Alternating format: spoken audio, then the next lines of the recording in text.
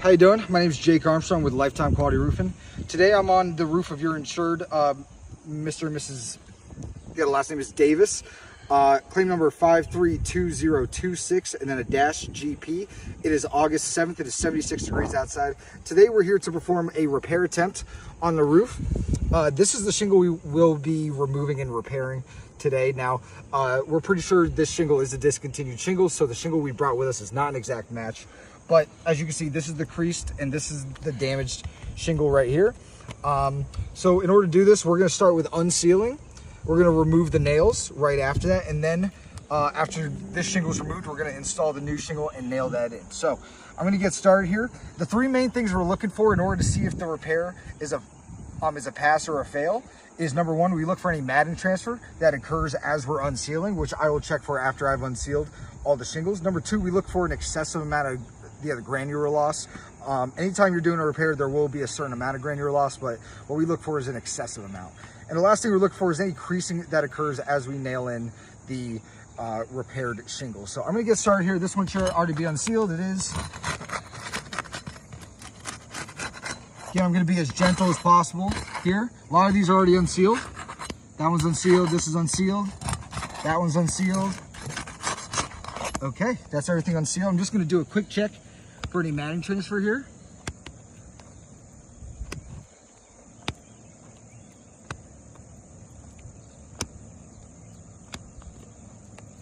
Okay, so we're good on matting transfer. Now I'm gonna start removing the nails here. No nail in that one. No nail there. Huh.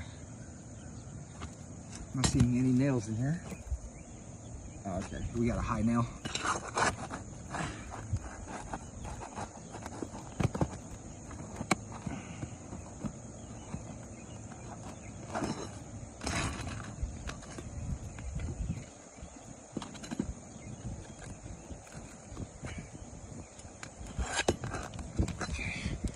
I'm gonna go down a little bit here.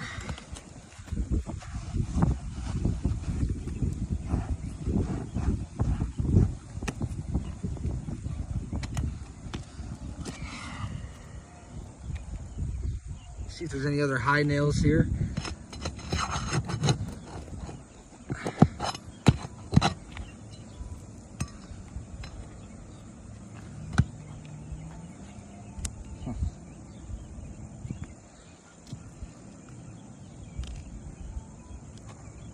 So whoever installed this did install it pretty high nail.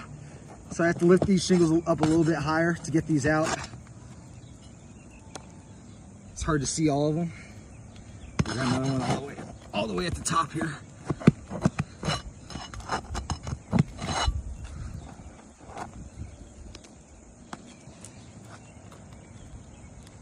Another one all the way at the top.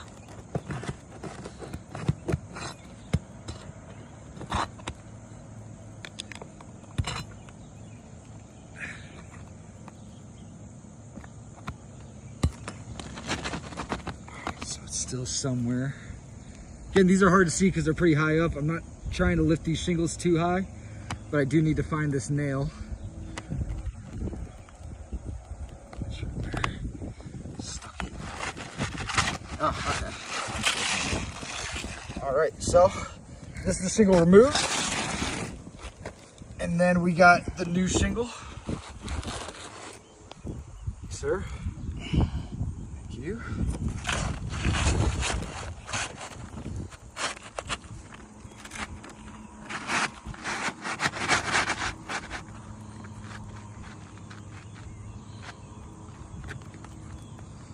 Okay, get your hammer. So there's one thing I'd like to point out before I start to hammer this in. These nails need to go in at a 9-degree angle. I know it's kind of hard from your angle right here, but I need to lift these shingles up at a 45-degree angle in order for this to go in at a 9-degree angle. So just wanted to point that out before I got started here.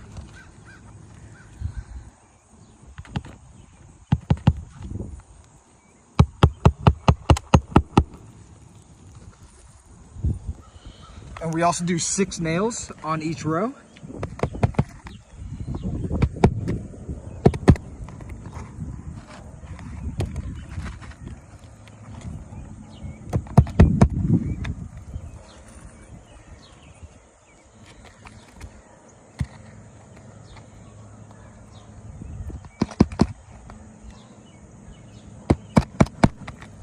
Nails are going in quite easily, which tells me the wood is pretty soft here.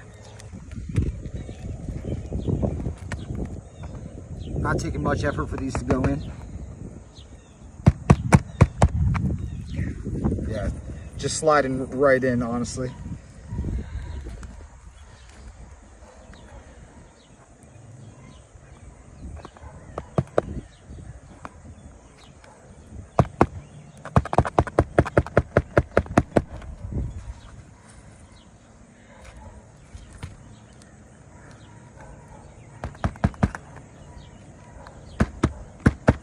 Another one just sliding in.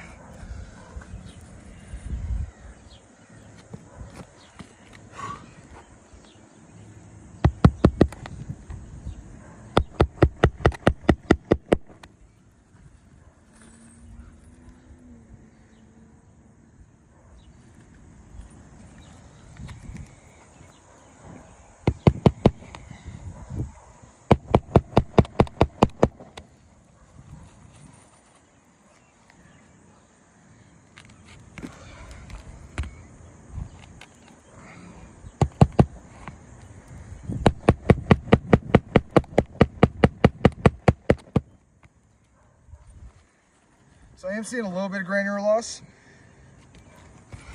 as well here, but I wouldn't say it's excessive amount.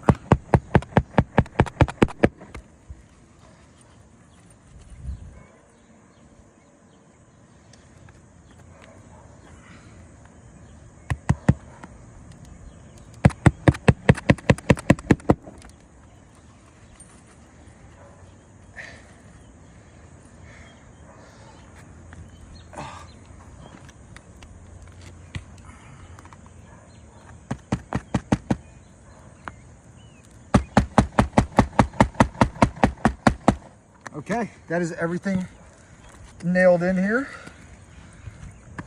So let me see what we're looking at here.